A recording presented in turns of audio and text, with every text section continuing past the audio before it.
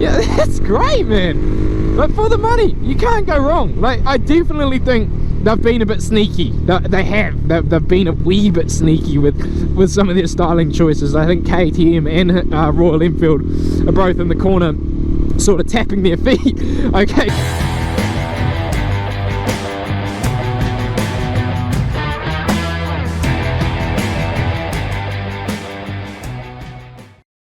What is up, YouTube? My name is Vinny and welcome to Road Blast Media.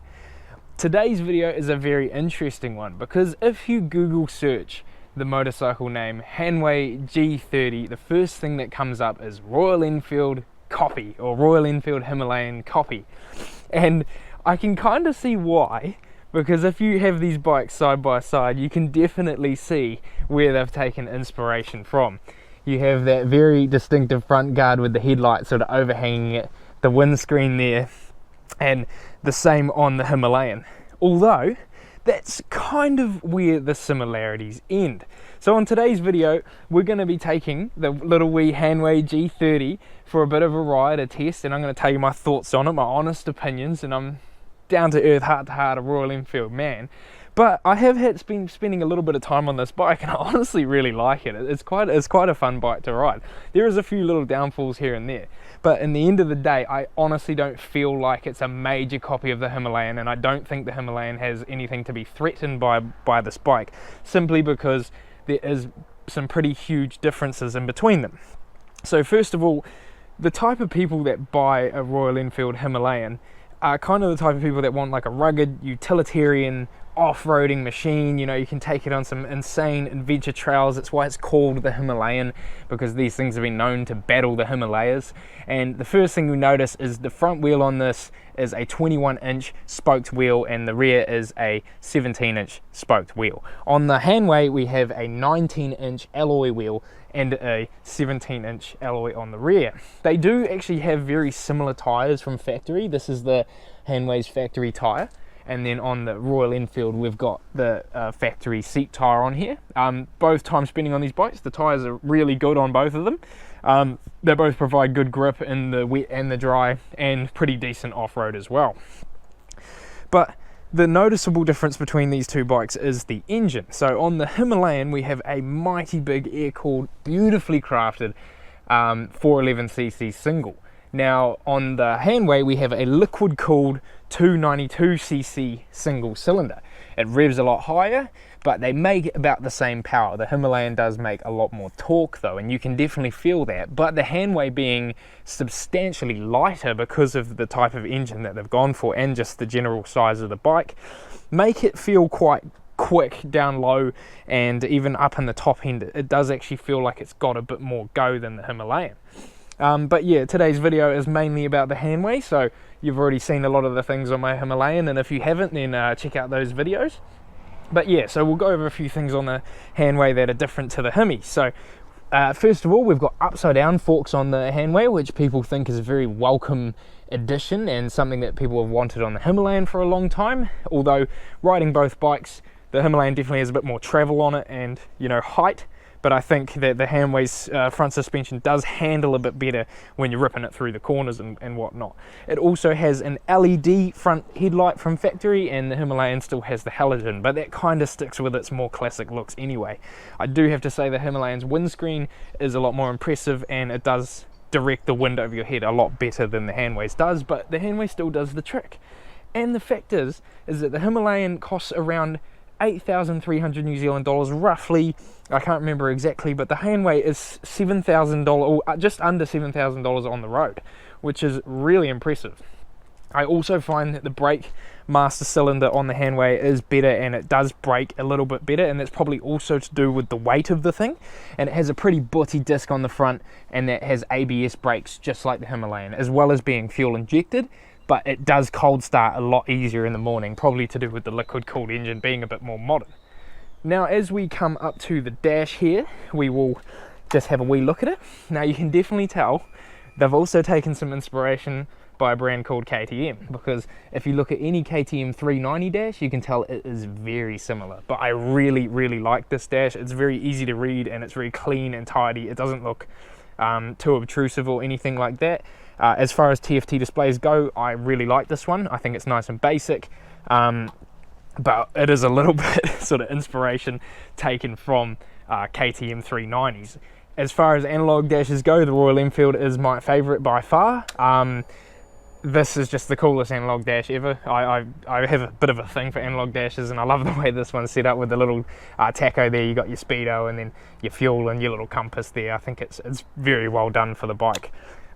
So we'll move over to switch gears, and you can see that they're, to be honest, relatively similar quality. The buttons feel both quite bargain binny, if you know what I mean. There's nothing really special about either one. The Himalayan, oh no, actually both of them, they both have hazard lights, so that's interesting. It's just located in a different spot, and they both got their high beam thing. But the Hemi has the choke on it, even though it is a fuel injected bike, but you sometimes need it because it is a very primitive version of fuel injection. But yeah, I also think the Himalayan's mirrors are a little bit more pretty, and the Hanways are a bit more just bog standard sort of, you know, modern motorcycle mirrors on there. But you know, looking at them side by side, they are very similar. Like the tail and the seat are very similar, and I think that's as well, you can tell they've got their inspiration from it. The back tray is literally almost the same, but the Himalayan has some mounting points at the bottom, and the tail light here I actually do find is quite a bit nicer than the Himalayan as far as indicators and lights go. But I still like the rear of the Himalayan. I think it's really nice, but I just think that these indicators look a bit cleaner, and the LEDs, and they're actually quite a bit brighter and everything like that, and it does it quite a bit of justice. Now, one of my favorite things about this Handway from factory, is the exhaust sound. Now, it has the option for a removable baffle on the factory exhaust, whereas the Himalayan does not, and you need to get an aftermarket exhaust pipe on there to get any more noise out of it. With the Handway, it's quite quiet with the baffle in, but you know, this is Road Blast Media, so it's always baffle out. So check this out. So it's got a bit of a rumble, and I've already ridden this bike just before, so it's a bit warm, so we can give it a bit of a rev there. And yeah, honestly, it is quite cool from factory for it to sound like that, as well as the pipe is nicely coloured after about 30 kilometres, and the welds on the exhaust pipe, excuse the dust, it's just been riding in the rain and whatnot, the welds are really nice, and actually a wee bit nicer than the Himalayan's welds. If you come over here and have a look, you can see it's a little bit more bulbous and rough. But in saying that, I still really like the look of the Himalayan exhaust, and the big fat pipe that's coming out of the 411, it just looks the part. But yeah, so that's sort of a walk around comparison of the two bikes. There is their differences and stuff, and I honestly don't feel like the Himalayan needs to be threatened, because it is almost a different market. It's a bit more expensive, but it is more capable off-road and also appeals to that classic look. And I feel like the Handway, although they're going for that, is definitely more of a modern motorcycle and will appeal to younger people and people on more of a tight budget. Royal Enfield also offer a 3-year warranty, where Handway only offer 1. I don't know if that's a difference in other countries, but we don't have any dedicated Handway dealerships. They're kind of just like a side bike in most dealerships here. It'll be like currently we're a CF Moto dealership, and we also just sell these as like an extra bike to have on the showroom floor. But yeah, so the warranty that's offered isn't as good as Royal Enfield, but I can't say that actually speaks for the quality of the motorcycle. I think that it's still built really well for the money, and we haven't really found any issues with the ones that we've sold so far. They've all been pretty solid bikes. I'd also like to comment on the swing arm. It's very solid looking, and probably a little bit better engineered than the Himalayan one, which is just your pretty standard swing arm, although very functional. And the difference between them is the Himalayan has suspension linkage, which allows you to be able to lower the bike or change the height and have a little bit more customization with the spring there. So yeah, that's a bit of a run around. How about we take this wee Handway for a ride, and I tell you about my thoughts of how it rides. And yeah, if you want to see the Himalayan in action, just check out like my other 20 videos that I've done on it, and you'll be able to see what it's like. So yeah, cheers guys, I'll see you on the road. Okay, now to take this thing on a wee bit of a ride. So yeah, I have spent a wee bit of time on this bike. I've done about 30 something kilometers on it, and I am actually really enjoying it. It's a lot of fun. It's a lot of fun, and has quite good pickup, you know. at lower speeds and even up in the top end, it's really not that bad for a little 300. One thing is definitely noticeable about this bike, even though it has a very similar looking seat to the Himalayan, it is a lot more uncomfortable. Like, it is quite a hard seat. The Himalayan seat is quite comfortable, to be honest, but this not so much. Now that could probably be fixed for about 50 bucks down at your local upholstery place, and just put some softer foam in it, but I thought it was something to note anyway.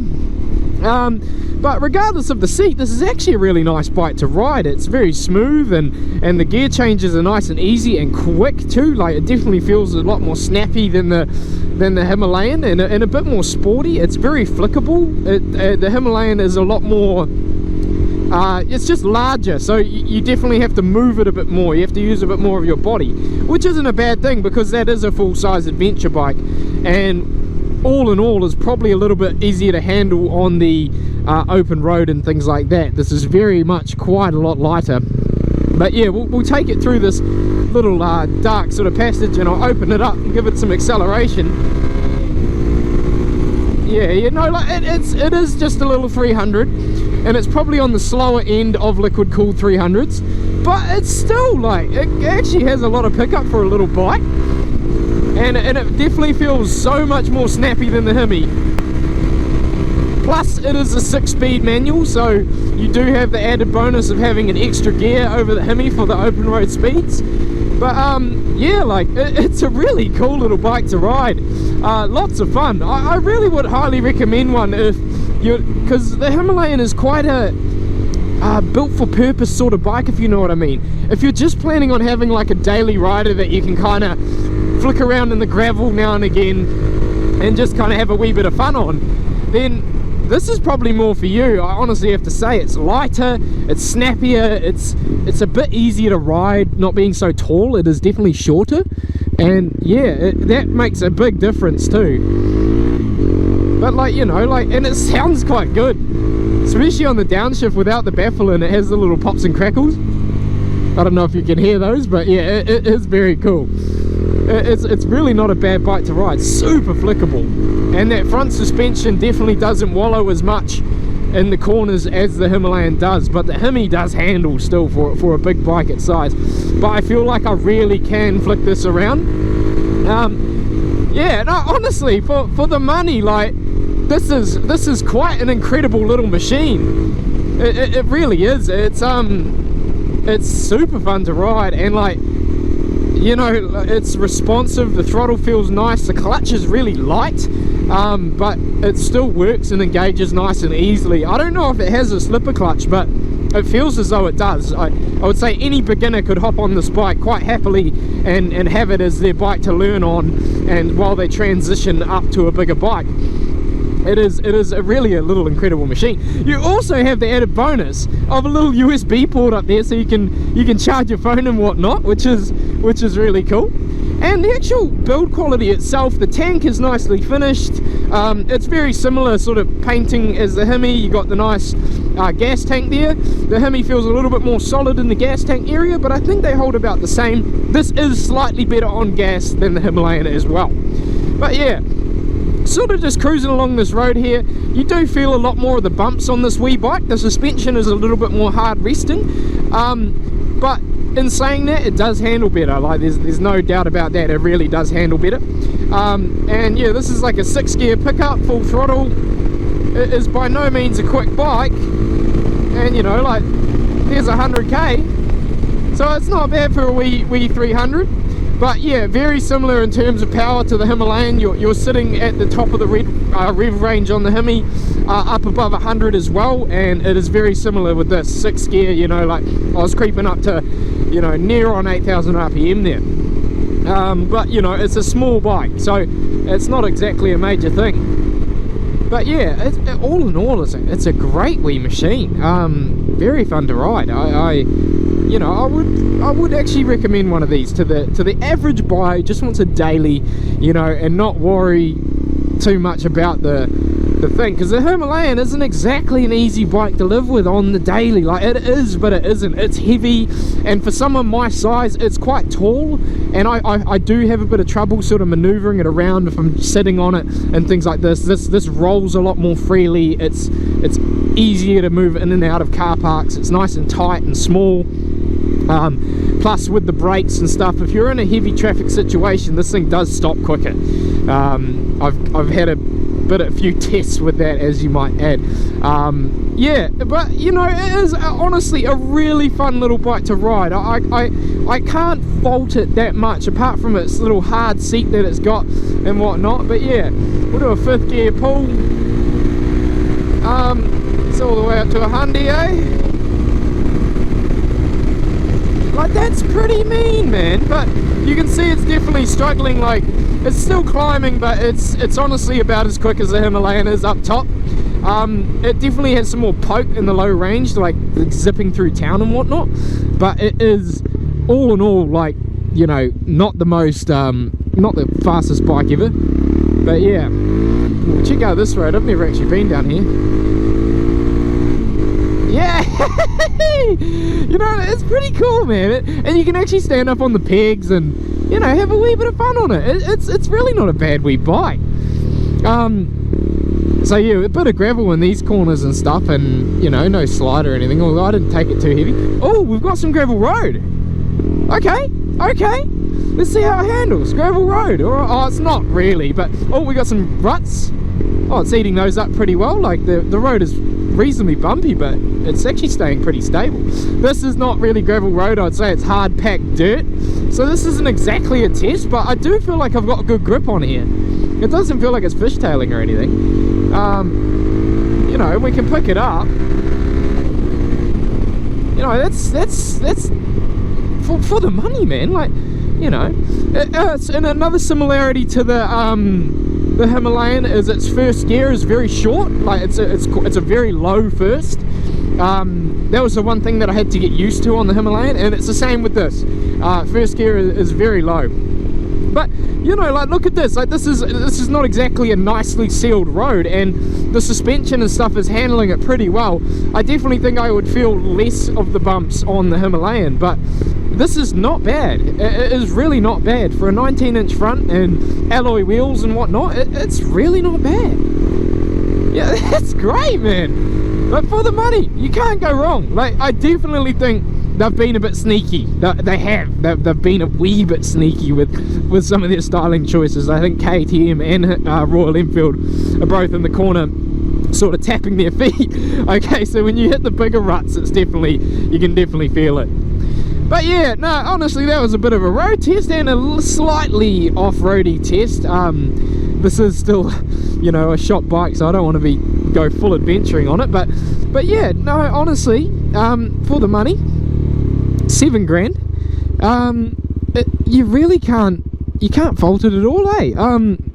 I mean, you could. Like, there's definitely some downfalls to it. The seat's hard, and you know, like, it's a wee bit sort of janky in places, but I mean, you really can't complain for the money. I don't think you could get a cheaper sort of off-roady, roady adventure bike than this. And it performs really well and has fuel injection and a good starting system, and the motor feels responsive and nice, and it's really easy to work on. I mean, you got your oil for, it even comes with a bash plate. Yeah, it's hard plastic, but you know, it's better than nothing. Some bikes don't come with any at all, but you know, the build quality all in all is reasonable. The little foot peg heads is reasonable. You've got a nice easy oil filter to get to. It's really easy to service. Starter motor's right there. You got your throttle adjustment there. Radiator, of course, which the Himalayan, I do say, has a bit over this without a big ugly radiator on there. Nothing wrong with that though. But yeah, all in all, it's a great fun wee bike to ride, and you know, like, it looks the part. Probably because they've taken some styling from Royal Enfield, but nonetheless, like, I think it's on the cusp, you know, like, it is a copy, but it's not to the point where they're literally making another Himalayan. They've definitely done some original things here, and they've kind of updated the Himalayan. It's more like a modern Himalayan that's a bit less capable on the road, and it's better for your pocket. for sure. So yeah, I have to say, like, I cannot fault it for the money that they're offering it as, and it's a great wee bike, you know. It might be a wee bit of a clone, but in the end of the day, like, that's some of the best things is copies, and then they've made it a wee bit better in certain places, and some, you know. But yeah, I mean, what bike company really isn't a culprit of taking some ideas from each other? I mean, you see it in car companies, like, even just look at Royal Enfield and Triumph. I mean, like, you put those bikes side to side, you can't really say who copied who. Royal Enfield was out first, Triumph has been around for a long time as well, BSAs, I mean, they all look the same, man. So in the end of the day, I don't think anyone should be angry about this. I think it's a cool little bike to have on the market, and a good option for somebody if they want something a bit cheaper and just nice and light to flick around and have the kind of cool looks of a Himalayan. Nothing wrong with that at all. So I hope you guys are having a good day. I'm very sorry about the lack of uploads, but I hope you enjoy this one and eat it up, and I should be out with some more videos soon. Partner and I are in the process of buying a house, and it's been very stressful, and I haven't had a lot of time for things, but when I get the house, I'm going to have a new Road Blast Media headquarters and a lot more time to do things. So yeah, I hope you enjoyed this video. Thank you very much for watching. If you enjoyed it, make sure to hit that like button and subscribe to see my future content. Cheers, guys.